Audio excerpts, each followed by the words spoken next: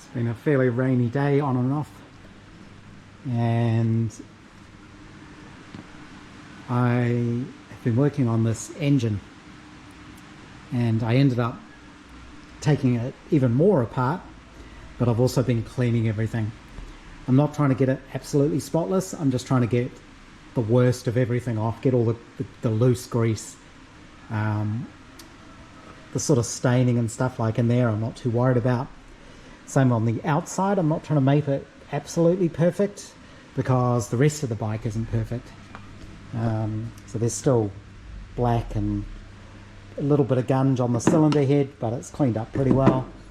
The little rocker cover, which is a really nice piece actually, it's very sort of Art Deco, it makes me think of the Rocketeer. Same with that, I just cleaned it up, cleaned up all the inside. Everything's a bit shiny at the moment because it's all covered in WD-40 to stop it rusting, any steel rusting. So that's all cleaned up, this is all cleaned up. This is what I mean about not perfect. So there's wear on some of these, I think they're anodized covers. I do have a friend up in Auckland who, he could make these look perfect. They've got various machines and things which would polish these up and make them look basically brand new without looking fake. Sometimes I've found vapor blasting makes things end up looking like they're painted, a bit like this. But the process they've got leaves everything looking just absolutely amazing. But it's not the look I want for this bike. I just want it to be clean and honest. I do need to get the crank out because that little R-clip I found basically goes down in there. This tensioner is on a pin inside here, and there's supposed to be a washer, and that little clip goes through a hole in that pin to hold it in place. I haven't found the washer, no idea where that had gone, so I'm pretty sure it wasn't me who knocked the pin out. I think it's been loose in there since the last time someone was in the engine. Just lucky it didn't get into the gearbox, I guess. But in order to get that off, I need to pull this center bearing housing off. I've undone the bolts, but I can't slide it off because I need to take the alternator off, basically the armature for that. And in order to do that, I think it's on a taper. It's probably on a keyed taper. And there's a special tool that you can use to screw into that, and you tap it and it should pop off the taper. The alternative is to use a 16mm metric bolt, and I don't have any of those. So I can hear you saying, but you've got a lathe, you could just make one. Well, I did try. I tried twice actually. This is high tensile steel, actually 3 times. The first time I tried, I cut up an old bolt, but it was really soft steel. It wasn't a high tensile bolt, and it just made a mess of it. So I cut a piece of 4140 steel and tried it with that. And the problem I've got is knowing when to stop. So I can measure the outside diameter, easily turn that down, and then start cutting the thread. But normally, to test if a thread like this fits, I'd put a nut on it while it's on the lathe. Obviously I don't have a nut, so I couldn't do that. The only way to tell if it would fit is to take it out and then try it in the actual thread. You can then reset it up in the lathe to continue cutting the thread if you have to go further, but it's a real pain in the neck. So on one of them I went way too small, overshot the dimension, and then on the second go I was really struggling, and eventually the tool dug in and just snapped. So it just snapped the tool in half. At that point I say, no, I give up. I'll have to order a metric 16mm bolt. I do need some other bits and pieces, so that's not a big deal. It just meant I couldn't get this completely apart today. I've put the coils back on just in case it's like the vintage bikes where you don't want to leave the flywheel loose because the magnets lose their magnetism. I'm not sure if it's the same with this or not, but it's easy enough to put that on and not worry about it. Everything else I've been cleaning up. So clutch is all cleaned up. I've ordered new clutch discs. These ones I measured, I think they were about 2.9 millimeters. I think they're supposed to be 3 point something. Oil pump I've cleaned up. The oil strainer cleaned up beautifully. There wasn't much in that. No muck or grime. Various clutch bits. Cams all good. Carbs I did before. All the gearbox parts.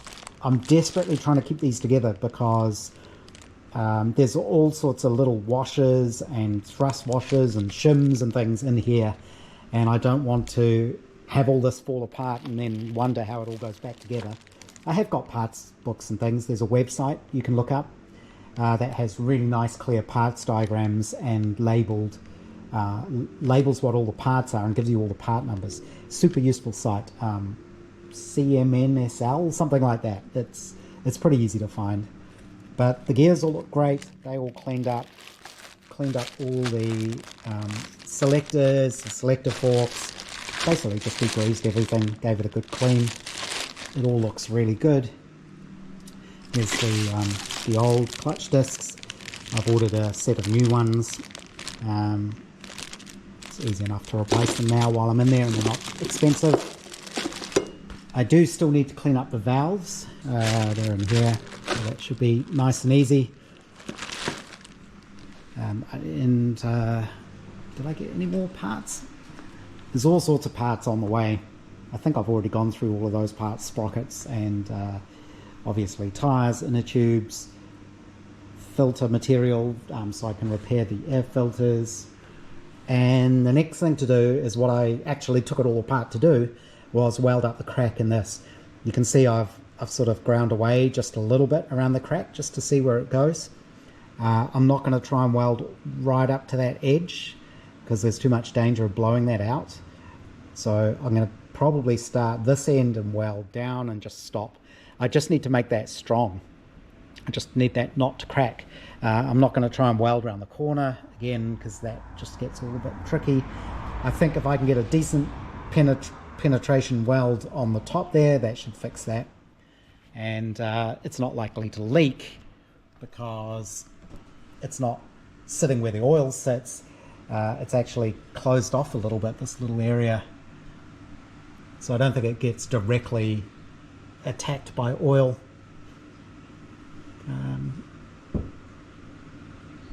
So yeah, I think that'll be tomorrow's job to weld that up because it's starting to get cold again. And yeah, I think that's pretty much everything for today. Tomorrow we're going to go out. We have to visit the tip, and I'll go to the hardware place and maybe get some of the bits and pieces I need. I will also get some more washing soda to go with my citric acid, and I'm going to get a big tub similar to one of those so I can make up a bath for de-rusting things. My air filter box, again, this is really weak phosphoric acid, but it's actually doing a good job at stripping the paint off, so I'm just leaving it in there just to get the rest of the paint off it. And then you can still see a little bit of surface rust on there, so I might then try the citric acid solution and I'll paint that up. So I'll get more paint tomorrow as well.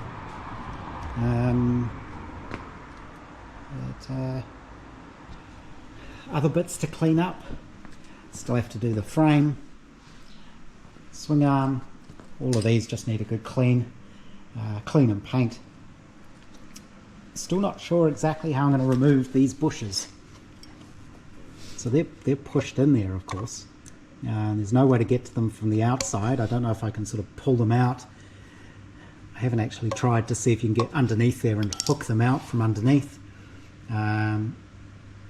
Or I need to wait till the actual new ones arrive. Maybe I can thread them and thread a slide hammer into them and pop them out. I think that might be the best way. I need to get rid of these old tyres, take them off. Not going to reuse the old chain, I've got a new chain for it. The new sprocket doesn't have holes for the, I guess that's a chain guard. So I suppose I could drill those. I'm guessing you don't really need this. That's why they don't bother. But this would straighten out nicely. You can see it's a bit bent. Well, I hope it would straighten out nicely. So it would be nice to put that on there. Yeah, I think I've mentioned before, I'm just going to try to match the sort of finish that the front is always already done to, where it's nice and clean, but it's not perfect. It's an old bike. Interestingly, with these projects, I always keep track of what I'm spending. I've got a big spreadsheet for the Riley. It's a stack of receipts about this big now.